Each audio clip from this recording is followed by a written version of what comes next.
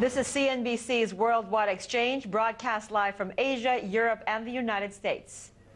Peter Parker puts on his Spidey suit again and promises to climb to the top of the box office. Spider-Man 3's world premiere happening right now at this very moment in Japan, days before the opening in Hollywood and main markets like the U.S. and Europe.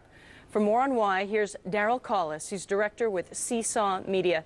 Daryl, good to see you. You know, I play the ethnocentric American on this show, and I'm curious, we're used to all these movies debuting here in the U.S. first. Why are they doing it over in Asia this time around? Well, Japan is a big, massive market for Spider-Man, and the studios realize this.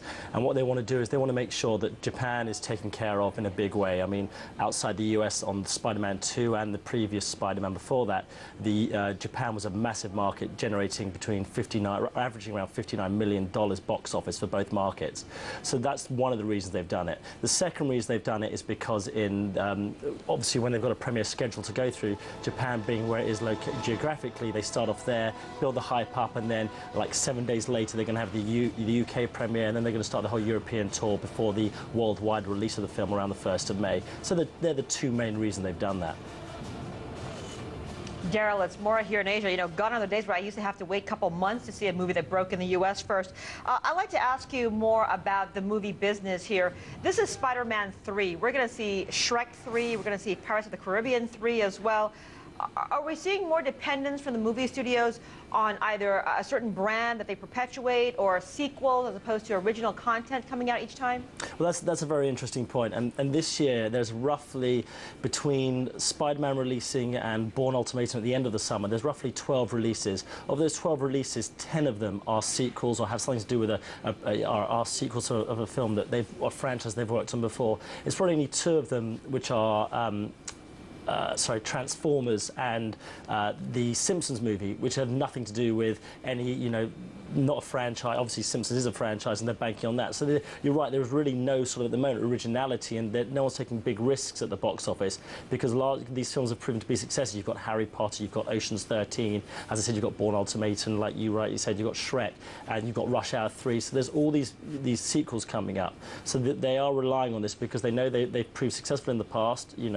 Pirates of the Caribbean 3 last year, the 3rd highest grossing movie of all time. So they're banking on it. It's a business. They need to go where the money is.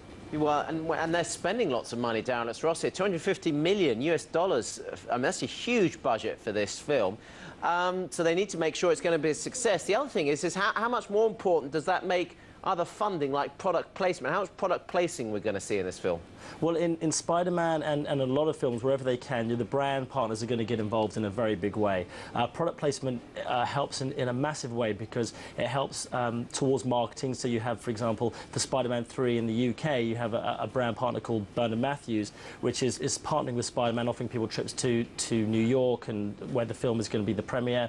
And so what they're doing is they're getting on board, the product placement's getting on board in a big way, because not only do they have the brand exposure in the film, which is obviously going to generate great exposure for the brands, but also they're getting behind on the P&A, and so they're helping reduce the marketing spend for the distributors. So it's a massive thing. Daryl, what do you think? Can you already get copies of Spider-Man on the streets of Shanghai? Is piracy going to be a huge issue for this movie, just as we've seen in others? Unfortunately, it is. And what's happening is, it's quite interesting to point out that in China, for the first time, they're doing a day-and-date release. So the first country that's actually going to see, obviously due to time difference, the Spider-Man 3 is going to be China. It actually comes out, even though it's released the same day as the US, because of the difference, China's going to get to see it first. But and the reason they're doing that is they're bringing everything much closer together to reduce piracy. I mean, last year, there was, of the discs, optical discs sold, 97% were illegal copies of film. Sorry, 93% were illegal copies of film. So it's a big issue, but they're bringing those windows much closer together. Don't have to wait as long, and that's part of the piracy reason. I think what you should have said, Michelle, was, could we download Spider-Man on the web? Shouldn't we? Very good. Yes, you will be able to, but not for a while. Daryl, thank you. Daryl Collis, director with Seesaw Media. Ross is always good for those puns. Those are my favorite kind of dicks. Coming up next.